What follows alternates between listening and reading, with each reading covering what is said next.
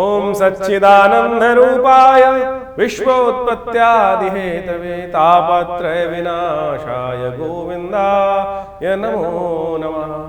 कृष्णाय वासुदेवाय हरये परमात्मने प्रणताक्लेशनाशाय गोविंदाय नमो नमः।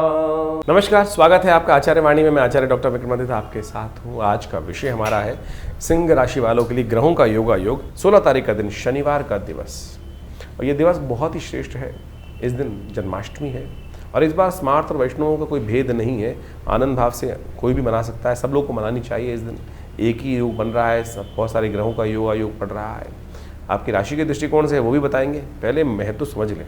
16 अगस्त को इस बार जन्माष्टमी का सुंदर योग बन रहा है और जन्माष्टमी का योग ग्रहों के दृष्टिकोण से इस बार सबके लिए, स्मार्त वैष्णव सब लोग, शनिवार को कोई मतभेद नहीं रहेगा। आमतौर पे बहुत सारे मतानुसार कई बार मतभेद उत्पन्न हो जाते हैं कि हम हमारे आचार्यों के अनुसार से इस योग में माना जाए, इस योग में माना जाए।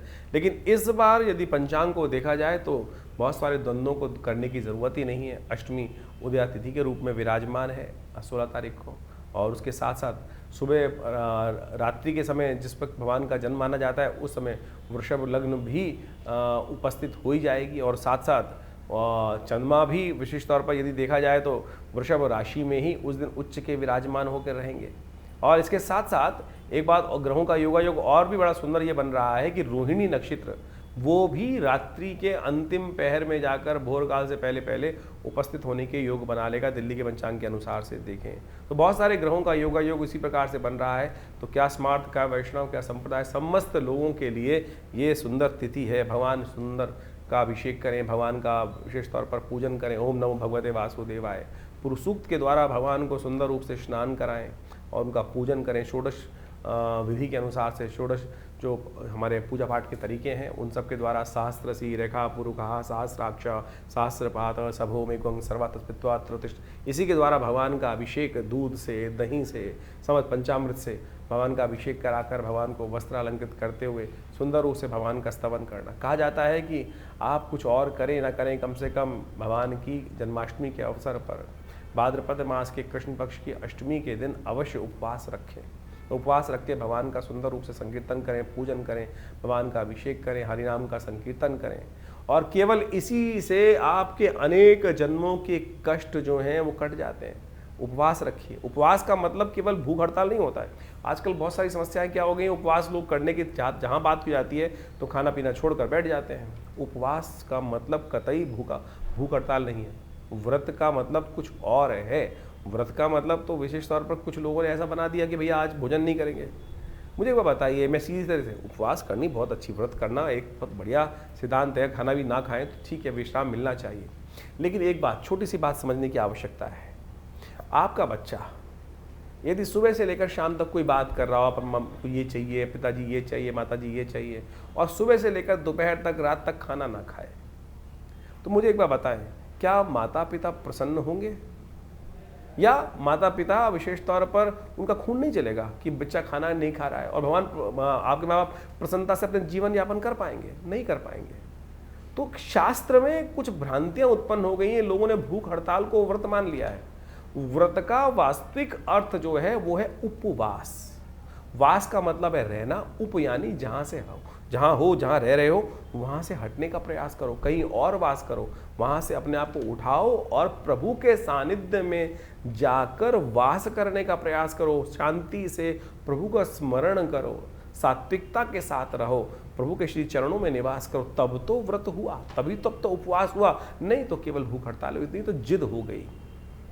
आपको खाली खाना ना खाना भी एक प्रकार से उपव्रत कहा जा सकता है। लेकिन कुछ कालांतर में ऐसी भ्रांति उत्पन्न हो गई है बहुत सारी चीज़ों ने कि भूख हड़ताल, पेट को कुछ नहीं देना, उसी को हम व्रत मान के बैठ गए हैं। लेकिन और उस दिन एक समझे कि जिस दिन खाना नहीं खाया, कुछ नहीं किया, उस दिन क्या होगा, और बाहर की चीज़ सब खा लेंगे। कुट्टू के आटे से लेकर पता नहीं क्या क्या, पकौड़ी, चाट पकौड़ी इत्यादि समस्त खाने की व्यवस्था बना लेंगे। तो फिर वो क्या हुआ, फिर तो वो कुछ और ही हो गया ना।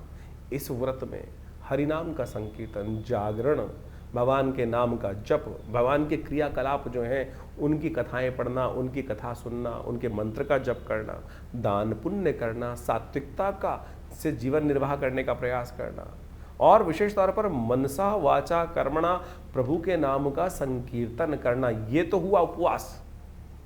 तो अब आप देख लीजिए आप क्या कर रहे हैं। तो परमात्मा की कृपा प्राप्त करने के लिए फिर कहते हैं लोग संकट नहीं हरे, कष्ट नहीं हरे, तो ऐसे में कष्ट कहाँ हरेंगे।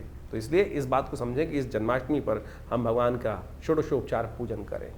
हमने विवेकानंद योगाश्रम में इस दिन विशेष भगवान का पूजन रखा है। शाम के समय जो करीब करीब यज्ञ के साथ आरंभ होगा और भगवान के पूजन के साथ सुंदर व्यवस्था बनेगी। भगवान को विशेष तौर पर षोडशोपचार पूजन कर कर उनका विभिन्न प्रकार से विभिन्न औषधियों से उनका अभिषेक रहेगा, भगवान का पूजन रहेगा, भगवान के नाम का संकीर्तन रहेगा, कीर्तन पूजा पाठ सबकी व्यवस्था है। आप अवश्य भगवान के नाम के संकीर्तन में उस दिन पधारें। आश्रम पे विवेकानंद योगाश्रम में प्रभु की कृपा से सुंदर कल्याण का अवसर बनेगा। भगवान के नाम का संकीर्तन कर कर हमारे इस आश्रम पे, जिसमें पिछले करीब आप मान के चलें 50-60 सालों से नित्यप्रति 8 घंटे यज्ञ होता है। माँ भगवती का सुंदर शिव विग्रह, इस दिन भगवती दुर्गा का भी प्राकट्य उत्सव है। आप महामाया जी का भी प्राकट्य उत्सव माना जाता है, जो भगवान कृष्ण के साथ ही उत्पन्न हुई थी। भगवती दुर्गा की उपासना इस दिन विशेष तौर पर की जानी चाहिए और भगवान दुर्गा के साथ साथ भगवान कृष्ण की सुंदर उपासना कर कर इस संसार में शांति स्थापित करने के लिए, कष्टों को निवारण करने के लिए, बिना भगवती की, बिना शक्ति की उपासना किए बिना भगवान की कृपा नहीं होती। तो इसलिए सुंदर रूप से आप अपने कार्यक्रमों में, यज्ञ में सम्मिलित हों। भगवान के नाम के संकीर्तन में हम विशेष रूप से कार्यक्रम रख रहे हैं, तो आप अवश्य अपना स्थान आरक्षित कर कर इस कार्यक्रम में सम्मिलित हो सकते हैं। तो सिंह राशि वालों, इस जन्माष्टमी को बहुत विशेष रूप से आप मनाने का प्रयास, शनिवार के दिन जन्माष्टमी पड़ रही है और आपकी राशि के दृष्टिकोण से देखा जाए तो शनि महाराज इस वक्त आपके लिए ढैया का योग चला रहे हैं। वो कहीं ना कहीं आपके कार्यों में विघ्न लगातार उपस्थित कर रहे हैं। शनि का संबंध भगवान कृष्ण के साथ बहुत अद्भुत है। शनि जब पूरे संसार से त्याग दिए गए थे, कहीं जगह नहीं मिल रही थी, तो कोकिला वन में भगवान ने शनि को अपने पास स्थान दिया। अपने व्रत 84 कोस की यात्रा के बीच में उनको स्थान दिया गया है। यानी भगवान को प्रसन्न करने के लिए बड़ा सुंदर उपाय हम आपको बताने वाले हैं। शनि के, भगवान को प्रसन्न करके शनि को भी आप कैसे प्रसन्न कर सकते हैं। आपकी राशि के दृष्टिकोण से आप समझें कि आपके लिए सबसे श्रेष्ठ है कि भगवान को बड़े सुंदर तरीके से आप पंचामृत से स्नान कराएं और उनके मंत्र है ओम नमो नारायणाय, ओम नमो भगवते वासुदेवाय, इस मंत्र का स्तवन करते हुए भगवान को स्नान कराया जाए। षोडशोपचार पूजन भी कराया जाए। उनके बाद समस्त संपूर्ण चीज़ों को, आपकी राशि के दृष्टिकोण से आपके घर में बैठे हुए लड्डू गोपाल को आपको जो ऑरेंज कलर के वस्त्र हैं, नारंगी रंग के जो वस्त्र हैं, वो धारण कराने का उनको प्रयास करना चाहिए। और हो सके तो विशेष तौर पर पीले पुष्प भगवान को बड़ा अर्पित करने का प्रयास। पीले कनेर के पुष्प जो होते हैं ना, वो आपकी राशि के दृष्टिकोण से भगवान को यदि आप उनको अर्पित करेंगे तो आपके लिए बहुत श्रेष्ठ योग बनेगा। आपकी राशि, पीले कनेर आपकी राशि से संबंध रखता है और साथ साथ भगवान को अति प्रिय भी है। और कहा जाता है कि भगवान जब विशेष तौर पर अपने सिर पर उसी को धारण करते हैं कनेर के पुष्प को, तो अवश्य उसको आप अर्पित करने का प्रयास करें। और आपके शनि को ठीक करने के लिए आपके लिए भगवान को विशेष तौर पर आप अर्पित करें मोर का पंख। मोर का पंख अर्पित करने के बाद अगले दिन प्रसाद स्वरूप में उसको उतार कर अपने पर्स में रख लीजिए। 1 वर्ष तक शनि के तमाम दुष्प्रभावों को बचने के लिए ये उपाय बड़ा अद्भुत रहेगा। इसको अवश्य करने का प्रयास करें। आपकी राशि के दृष्टिकोण से ये बहुत श्रेष्ठ दिखाई देगा। भगवान को झूला अवश्य दीजिएगा। आप 5 बार झूला देंगे ना, तो भगवान आपकी राशि के दृष्टिकोण से आपके अनेक 500 कष्ट हर लेंगे। तो इस बात का ध्यान रखिए। भगवान को अवश्य बड़े लाड के साथ, बड़े प्यार से भगवान को संपूर्ण रूप से अर्पित करने का प्रयास करें। हो सके तो इस दिन स्वास्थ्य के दृष्टिकोण से आपको एक अवश्य उपाय करने का प्रयास करना चाहिए। आपकी राशि के दृष्टिकोण से हमें दिखाई देता है कि 5 मगज़ की बनी हुई मिठाई जो होती है वो भगवान को अर्पित करने का प्रयास करें, तो वो आपके लिए बड़ी श्रेष्ठ रहेगी। प्रसाद स्वरूप में उसको ग्रहण भी करने का प्रयास कीजिए। आपके ग्रह परिवर्तन की तरफ जाने वाले हैं, बहुत जल्दी सूर्य परिवर्तन का योग बना रहे हैं। वो क्या करेंगे आपकी राशि में, वो आपको समझ लेना चाहिए। 17 तारीख को परिवर्तन का योग है। रविवार के दिन परिवर्तन का योग बन रहा है। सूर्य आपकी राशि में पदार्पण कर रहे हैं और ये सूर्य का पदार्पण आपकी राशि में हो रहा है। देखो, इस वर्ष के राजा भी सूर्य हैं और सूर्य आपकी राशि में आने का योग बना रहे हैं। यह आपके लिए बड़ा अच्छा रहेगा। आपके शौर्य को, आपके तेज को बढ़ाने के योग बना सकते हैं। बस ध्यान रखना, कई बार सूर्य यहाँ आकर क्रोध भी बढ़ा देते हैं, अननेसेसरी का गुस्सा, हर चीज़ में एंजाइटी बढ़ा देते हैं। बस उसको यदि आपने कंट्रोल कर लिया तो बहुत अच्छा रहेगा। आप एक काम करने का प्रयास करें। इन दिनों, बरसात के दिनों में कनेर के पुष्प आते हैं, कनेर का पुष्प डालकर भगवान को अर्घ्य दीजिए। वो बहुत श्रेष्ठ रहेगा। आपकी राशि के दृष्टिकोण से बड़ा कल्याणकारी रहेगा। रविवार के दिन सूर्य परिवर्तन की तरफ जा रहे हैं ऐसे में बड़ा अच्छा है आपके लिए। हृदय नाम का योग बन रहा है। भगवान को सुबह सुबह सूर्य को कनेर के पुष्प के द्वारा अर्घ देने का प्रयास कीजिए, थोड़ा जल लेकर रोटी डालकर उसमें, तो आपके लिए बड़ा अच्छा रहेगा। सूर्य क्योंकि बदल रहे हैं इस दिन, लेकिन योग बन रहा है रात्रि में, करीब करीब 2 बजे के आसपास रात्रि में, तो अगले दिन इसका दान अवश्य करना चाहिए। गेहूं का दान करना यह आपकी राशि के दृष्टिकोण से बड़ा श्रेष्ठ रहेगा। एक घड़े में गेहूं भरकर किसी गरीब व्यक्ति को अवश्य दान करने का प्रयास करें, वो आपके लिए सूर्य के तमाम कष्टों को हरने के योग बनाएगा। 18 तारीख सोमवार का दिवस, दशमी तिथि विद्यमान है और इस दिन ग्रहों का परिवर्तन का योग बनता दिखाई दे रहा है। ये परिवर्तन आपकी राशि के दृष्टिकोण से यदि हम माने तो कई मामलों में आपके लिए सफलता का योग बनाता दिखाई दे रहा है, लाभ का योग बनाता दिखाई दे रहा है। आपकी मेहनत के अनुसार से चीज़ें आपके लिए रिजल्ट लाने के योग बनाती दिखाई दे रहे हैं। शाम को गजकेसरी योग बन जाएगा 2-3 दिन के लिए, जो आपके लिए बहुत अच्छा पॉजिटिव आपके जीवन में योग बनाता दिखाई देगा। लेकिन ध्यान रखना, बहुत सारे लोग आपको साइड लाइन करने का लगातार कुछ ना कुछ षड्यंत्र रचते दिखाई दे रहे हैं। ऐसे में आपको एक काम करना चाहिए कि कुछ हरी चीज़ों का दान भी लगातार करते रहना चाहिए।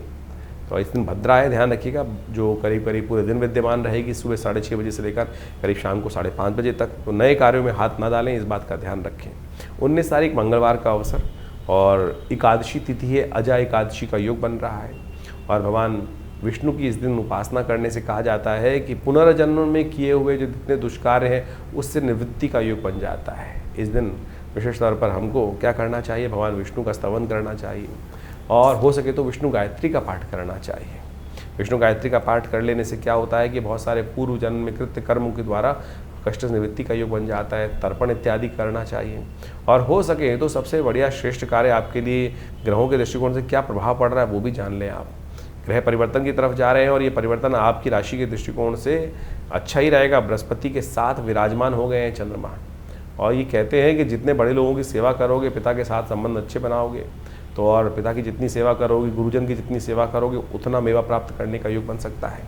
तो ऐसे में भगवान विष्णु का सुंदर पूजन करें, तर्पण करें और हो सके तो उनका चरणामृत ग्रहण करके इस दिन उपवास रखते हुए कार्य करेंगे तो आपके लिए अच्छा ही रहेगा। अजा एकादशी आपके लिए शुभ रहेगी। एक बुधवार का दिवस, द्वादशी तिथि और त्रयोदशी तिथि का योग है, जिसके संयोग से कई सारे शुभ योग बने हैं। बुध प्रदोष बन गया है, बुधवार और प्रदोष का योग बन गया है शाम के समय त्रयोदशी आ जाने के कारण से। तो ऐसे में आपके ग्रहों के दृष्टिकोण से ये इस बात समझे कि इन दिनों बुध आपके लिए बिल्कुल ठीक नहीं है और ये आपके लिए जुर्माना कराने के योग बना रहे हैं। तो ऐसे में आपके लिए कुछ खास उपाय करने की ज़रूरत है। आपको कहीं पारद शिवलिंग जहाँ मिल जाए या अपने घर में कहीं ना कहीं हो तो उनका अभिषेक अवश्य करने का प्रयास करें। और पारद शिवलिंग का शाम के समय भगवान शंकर का अभिषेक पारद शिवलिंग के ऊपर यदि करेंगे तो ये बुध जो नेगेटिव हो रहा है इन दिनों आपके लिए, काफ़ी लंबे समय तक नेगेटिव चलना है बुध आपके लिए, तो ये आपके लिए कहीं ना कहीं पॉजिटिव हो सकता है। तो अवश्य इसका साथ दें। यदि नहीं हो सकती व्यवस्था तो एक काम और कर सकते हैं, गोवत्स द्वादशी है इस दिन, तो गोवत्स द्वादशी के लिए आप एक काम करें कि आपकी राशि के दृष्टिकोण से आपको जो करना चाहिए वो नोट कर लें। आप गौशाला में जाकर गाय के बच्चे को कुछ गुड़ इत्यादि अवश्य खिलाएं तो वो आपके लिए कल्याणकारी योग बनेगा। आने वाले 2-3 दिन थोड़ा धन इत्यादि ऐश्वर्य के मामले में कहीं ना कहीं दिन हल्का दिखाई देता है, ध्यान रखते हुए कार्य करने की जरूरत रहेगी। थोड़े खर्चे अधिक होने के योग दिखाई देते हैं। तो ग्रहों का योगा योग आपने समझा। इस वक्त भाद्रपद का महीना चल रहा है और भाद्रपद के महीने में जो ग्रहों का योगा योग परिवर्तन का योग बनाएगा वो तो आपके समक्ष ही है, लेकिन एक विशेष योग बन रहा है कि इस भाद्रपद में 5 रविवार का योग बन रहा है और इस बार राजा भी सूर्य ही हैं, पूरे जो विश्व के राजा है, संवत के राजा हैं। और उसके दृष्टिकोण से यदि ग्रहण प्रभाव देखा जाए तो इस बार पूरे विश्व में अच्छी खासी वृष्टि के योग बन रहे हैं और वो इतनी ज़्यादा हो गई है, कई जगह लोग परेशान भी हो गए, त्रस्त भी हो गए हैं। और इस बार 5 रविवार का योग भाद्रपद में जो दिखा रहा है वो वास्तविक तौर पर एक बात को भी इंगित करता है कि जो इस वक्त भयावह पूरे विश्व में पानी की त्रासदी चल रही है, अतिवृष्टि होने के योग बन गए हैं, उससे कहीं ना कहीं अब कुछ ना कुछ रास्ता, बचाव का रास्ता बनता भी दिखाई देगा। लेकिन ये कहीं ना कहीं प्रकार से जो भाद्रपद महीने में यदि 5 रविवार पड़ जाए तो एक बात कही जाती है, युद्ध की आशंका, युद्ध की अफवाहें, कहीं ना कहीं मतभेद बहुत ज़्यादा कहीं ना कहीं संसार में बढ़ जाते हैं और कहीं ना कहीं आपस में मनभेद भी होने लगते हैं। इस वक्त विश्व में जिस प्रकार से जो योगा योग बन रहा है वो कहीं ना कहीं आपदाओं का संकेत भी देता दिखाई दे रहा है। और ऐसे में जो अन्न इत्यादि के संबंध में जो कार्य करते हैं उनको भी थोड़ा सावधान रहना चाहिए। तेजी का माहौल बनता दिखाई दे रहा है। विभिन्न अन्न के क्षेत्र जितने भी हैं, खाद्य पदार्थ जितने हैं, गेहूँ इत्यादि, चावल इत्यादि और बहुत सारी और भी जितनी चीज़ें हैं, उन सब में कहीं ना कहीं जो अतिवृष्टि के कारण से जो योग बनते दिखाई दे रहे हैं, वो कहीं ना कहीं महंगाई को बढ़ाने की तरफ योग बनाते दिखाई दे रहे हैं। ऐसे में आपकी राशि के दृष्टिकोण से जो योग बन रहे हैं वो आपने अच्छे समझें। ग्रहों के प्रभाव को जितने जल्दी हम समझ लें और उसके अनुसार से अपने जीवन में सही रास्ता पकड़ लें, ये ज्योतिष का चमत्कारिक प्रभाव है। देखिए, जो सूर्य है वो हर एक स्थिति में एक सही निकलता है, लेकिन हर व्यक्ति पर उसका प्रभाव अलग अलग होता है। ग्रहों का ये परिवर्तन जो योग बनाते हैं, इन सब का प्रभाव सूक्ष्म दृष्टिकोण से हर व्यक्ति को समझ में आना चाहिए। ज्योतिष के दृष्टिकोण से बड़ा सूक्ष्म अन्वेषण है। तो आपकी जन्मपत्री, आपका जो भाग्य है वो हर व्यक्ति का अलग है। कहीं ना कहीं उस भाग्य पर किस प्रकार का योग बनेगा, ग्रहों का परिवर्तन क्या प्रभाव डालेगा, हर व्यक्ति पर अलग प्रभाव डालता है। एक ही क्षेत्र में रहने वाले, एक ही घर में रहने वाले, यदि हम देखें कि क्या परिवर्तन एक जैसा ही होगा सबके लिए? नहीं, बिल्कुल नहीं होगा। किसी के लिए अच्छा, किसी के खराब। एक ही घर में रहने वाले जो 8, 5, 6 जातक हैं, उन सब पर भी ग्रहों का प्रभाव अलग अलग होता है। तो ऐसे में उस परिवर्तन का प्रभाव आपके ऊपर क्या हो रहा है, राशि के दृष्टिकोण से तो आप समझ ही रहे हैं, लेकिन आपकी जन्मपत्री, आपका जन्म समय, आपका भाग्य बिल्कुल बहुत सारी चीज़ों को बताने में रास्ता बता सकता है। तो ज्योतिष विज्ञान बड़ी सूक्ष्म दृष्टिकोण से देखने की चीज़ें हैं और हम बहुत सारी चीज़ों को समझने का प्रयास करते हैं। बड़ा शोध संस्थान चलाते हैं पिछले करीब 50 सालों में। ज्योतिष के संबंध में, अध्यात्म के संबंध में, भारतीय योग विज्ञान के संबंध में हमारे आश्रम में बहुत सारी रिसर्च, बहुत सारा अनुसंधान, शोध किया गया। 50 से ऊपर पुस्तकें प्रकाशित की गई हैं। सदगुरु आचार्य श्री केशव देव जी के महाराज के सानिध्य में रहकर हमने बहुत सारे विभिन्न भारत की पराविद्याओं के ऊपर कार्य किया, चाहे वो मंत्र विज्ञान है, चाहे वो यज्ञ विज्ञान है, चाहे वो कर्मकांड है, योग की सहस्त्रों शाखाएं हैं, और उन सब के ऊपर मुद्रा विज्ञान इत्यादि बहुत सारे अलग अलग विषयों के ऊपर बहुत सारा शोध अनुसंधान करके चीज़ों को समझने का हमने प्रयास किया।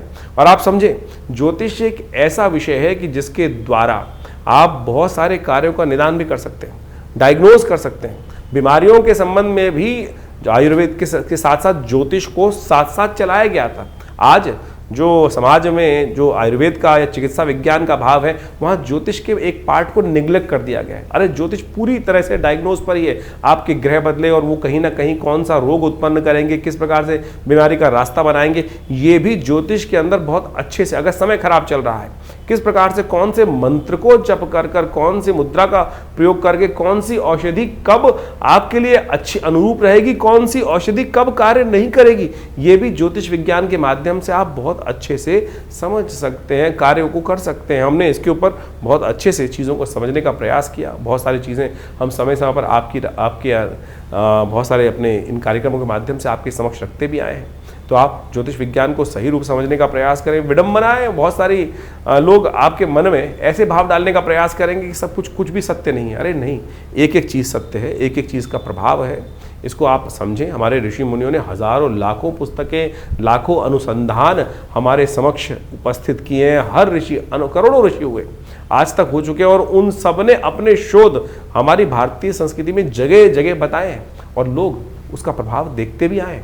और हमने खुद देखा, बहुत सारे महामृत्युंजय मंत्र इत्यादि, बहुत सारे अनुष्ठान जो समय समय पर करते हैं, उनका प्रभाव बहुत प्रत्यक्ष रूप से होता है। चाहे वो जीवन के स्वास्थ्य संबंधी समस्या है, चाहे वो जीवन की किसी भी पहलू से संबंधित समस्या है, उसका निदान करने के लिए विभिन्न मंत्रों के माध्यम से, विभिन्न उपायों के माध्यम से, चाहे वो रत्न है, चाहे वो विभिन्न उपाय हैं, चाहे वो दान है, चाहे वो पुण्य है, चाहे वो औषधि है, चाहे वो ध्यान है, इन सबको मार्ग अपना सकते हैं। और तो और मुद्राएं तो अपने आप में चमत्कारिक प्रभाव दिखाती हैं।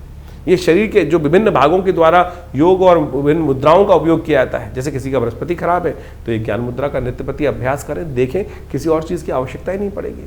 शनि यदि खराब चल रहा है, शनि का दुष्प्रभाव बहुत ज़्यादा जीवन में हो रहा है, तो यदि नेगेटिव प्रभाव है तो इसको इस मुद्रा के द्वारा, शून्य मुद्रा का उपयोग करते हुए, शनि की मुद्रा का उपयोग करते हुए यदि मंत्र जप किया जाए, कुछ भी उसका नित्य प्रति इस मुद्रा का अभ्यास किया जाए, तो उससे भी बहुत ज़बरदस्त प्रकार से आपकी समस्याओं को ठीक करने में रास्ते मिलते हैं। तो ऐसे बहुत सारी चीज़ें हैं, बहुत सारे मार्ग हैं जिनको आप समझेंगे तो बहुत अच्छे से रास्ता बनता दिखाई देगा, कष्टों को निवारण करने का योग बनता दिखाई देगा। और इन सब चीज़ों को हमें अच्छे से समझ लेना चाहिए।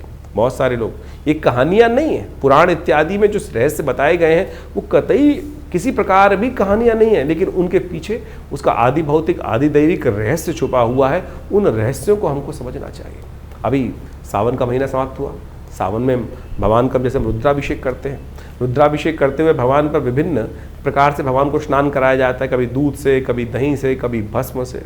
भगवान के ऊपर बिल्वपत्र चढ़ाए जाते हैं, दूर्वा चढ़ाई जाती है, भंग चढ़ाई जाती है, और तो और वो आक के पत्ते चढ़ाए जाते हैं, धतूरे के पत्ते चढ़ाए जाते हैं। यदि इनको वैज्ञानिक तौर पे आप देखने का प्रयास करेंगे तो इन सब के माध्यम से आप समझे, घास को चढ़ाकर भगवान के ऊपर चढ़ाने का कारण क्या है? उसका मंत्र है कांडात कांडात प्रोहंती। भगवान के ऊपर चढ़ाते हुए इस मंत्र को कहा जाता है। औषध विज्ञान के अनुसार से आपके जो बहुत सारी बीमारी को ठीक करने के लिए, पेट संबंधी बीमारियों को ठीक करने के लिए ये बहुत दिव्य औषधि है। जो घास के ऊपर 3 जो अंकुर, दिरवा अंकुर होते हैं, कहा जाता है गणेश जी एक बार बीमार हो गए थे और ऋषियों ने 108 दूर्वा अंकुर अभिमंत्रित कर कर गणेश जी को दिए, उससे उनको स्वास्थ्य में लाभ प्राप्त हुआ।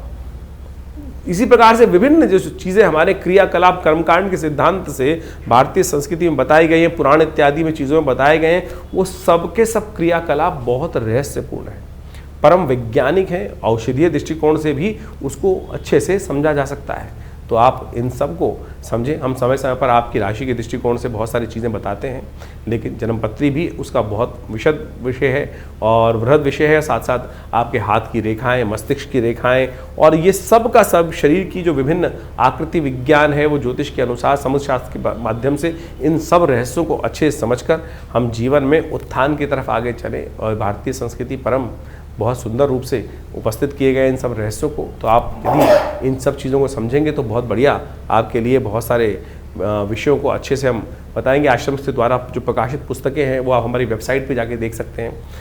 mudrasforhealing.com वेबसाइट है हमारी, acharyavikramadiत्य.com वेबसाइट है हमारी, vivekanandnaturecure.com ये भी हमारे आश्रम की ही वेबसाइट है। और यहाँ पर हमारे आश्रम की समस्त गतिविधियों को समय समय पर हम बताते रहते हैं। बहुत सारे विभिन्न कार्यक्रम आश्रम पे समय समय पर चलते रहते हैं और इन सब विषयों को आप अच्छे से समझकर और इन सब से आश्रम से जुड़ें। और स्वागत है आप सबका हमारे यहाँ जो नित्य प्रति कार्यक्रम होते ही हैं। रविवार को विशेष कार्यक्रम में, यज्ञ में आप सब लोग सम्मिलित हो सकते हैं। सुबह 8 बजे से लेकर करीब करीब 10 साढ़े 10 बजे तक भंडारे के साथ बड़ा यज्ञ और स्वाध्याय इत्यादि का कार्यक्रम चलता है हर रविवार को। और आप सब अपने विषयों को लेकर आश्रम पे उपस्थित होंगे तो हम अवश्य जो भी भगवान की कृपा से रास्ता बनेगा अवश्य आपके साथ बनाएंगे। जीवन में कल्याण का मार्ग प्रशस्त हो, आप सबको आशीर्वाद, कल्याण हो, भगवान का कृपा आपके साथ हमेशा बनी रहे।